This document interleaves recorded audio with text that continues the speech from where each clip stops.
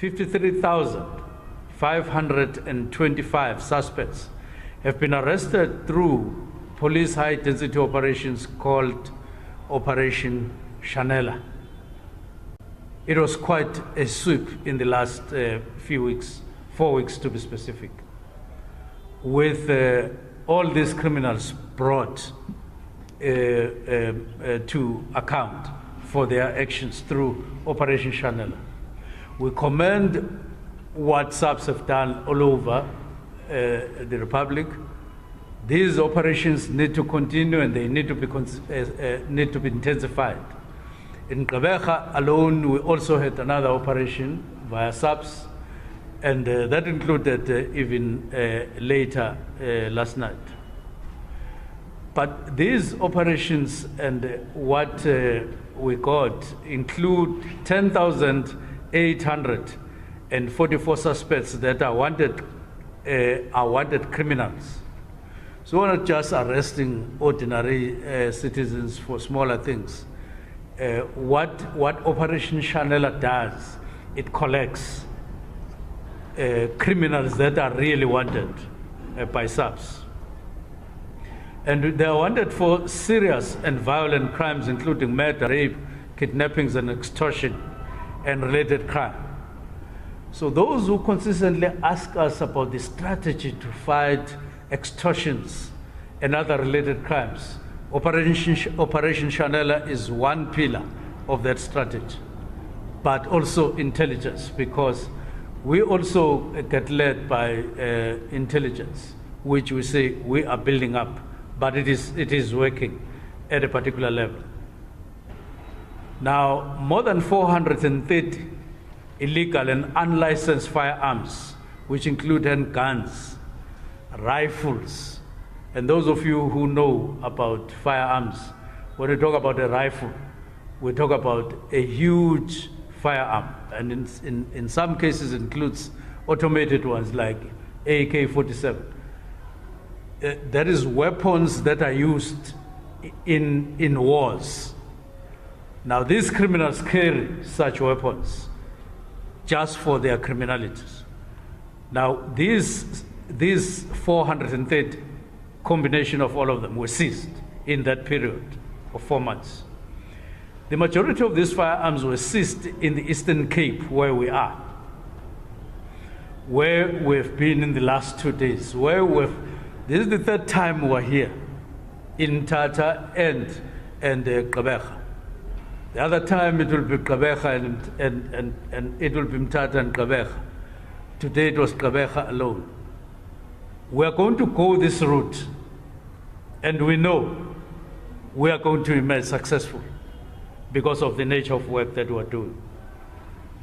The interception of large consignments of drugs and arrest of drug traffickers by police does indicate to us that intelligence is on the ground, and our blue women and men are vigilant and are doing their best and are decisive about this criminality and are doing their best to help the country rid itself of such crimes. In 2 months, at the country's largest airport, OR Tambo International Airport, which is used as a gateway to Africa, police have arrested 10 drug traffickers and seized more than 13 million rand worth of drugs, which was mostly cocaine. Crime extortion remains a thorn in the flesh of our communities. We are aware of that, including where we are. We've just held or concluded about 4 meetings here in Gqeberha, starting from 10. This was one of them here in Tinagha. Another one was in Motherwell, which was led by Deputy Minister Matale. Another one was led by the mayor. Another one was led by MSC Ngat. So in just these few hours, we've been able to interact with quite a large number of people in Gqeberha about our interactions and about our work to fight crime in this area.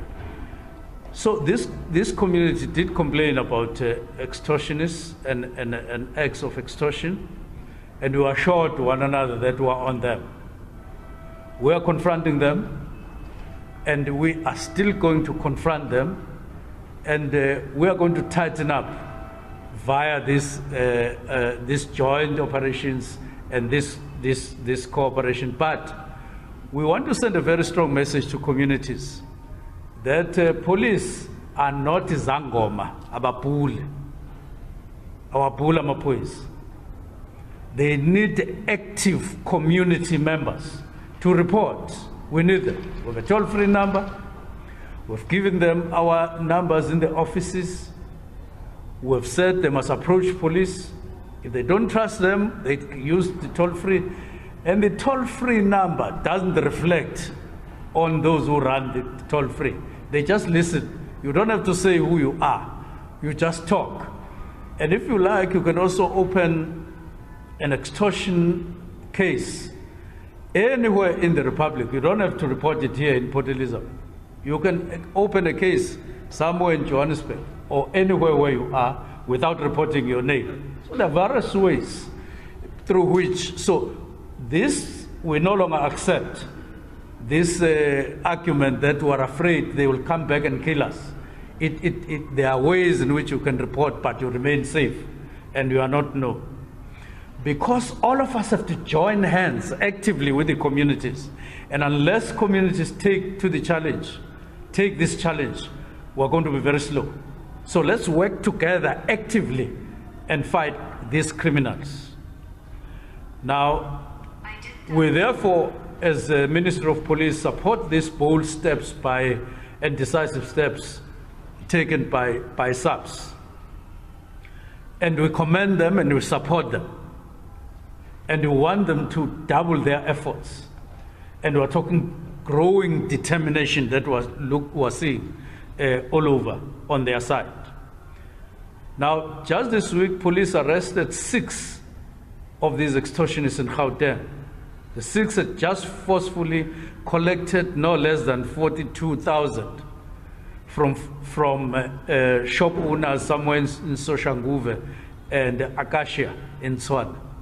They got arrested while, red-handed, and money was collected, which means that we are all over and we are working and we are on them.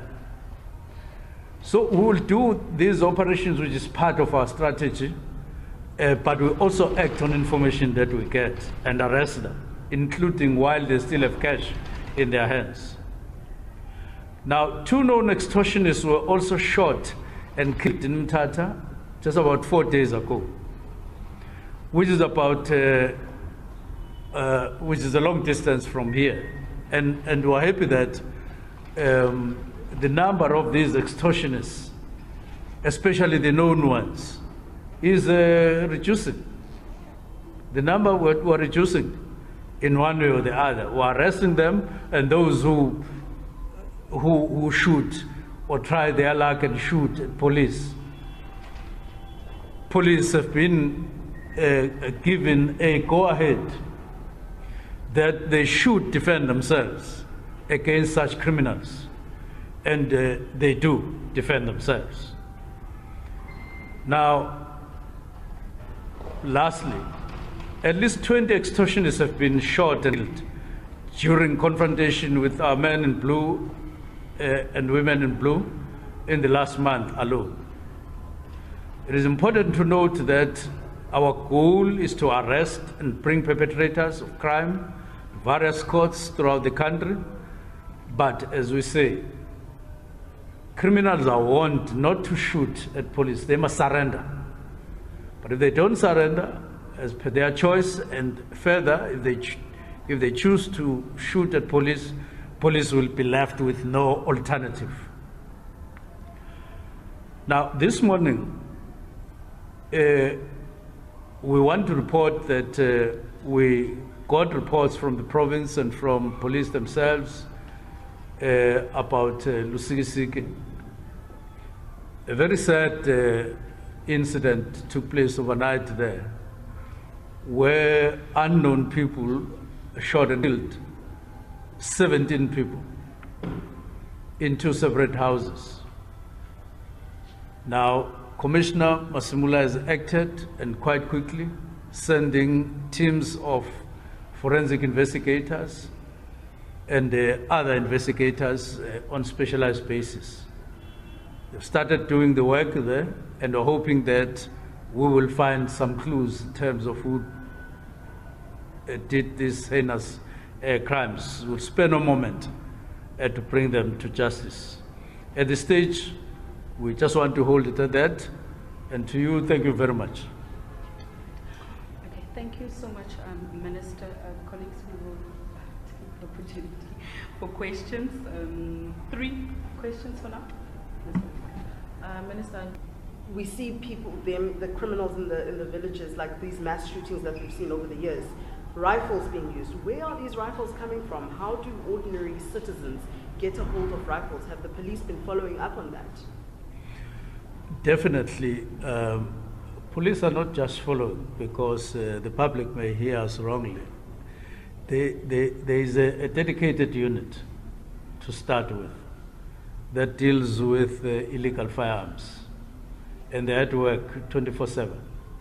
But generally, it is the work of police to seek information, follow on information on illegal firearms. But in almost all the incidents that I've spoken about, I know of no CIT incident where police chase and catch these people, only to find that these people who are involved are only carrying pens. They all, without any exception, carry firearms, heavy firearms. And incident after incident, when they perish, as has happened in the past, we get lots and lots of firearms, including AK-47s, including guns. And by the way, even incidents of extortionism or extortion incidents where people try to shoot at police, we pick up firearms, even handguns and all of that. So these are various methods through which we collect these firearms. But we know until at some point we will sit down and really get better information in terms of where do the majority of these illegal firearms come from. We do have information, but we have to prove and cross-check that and go where these firearms come from and how they get here.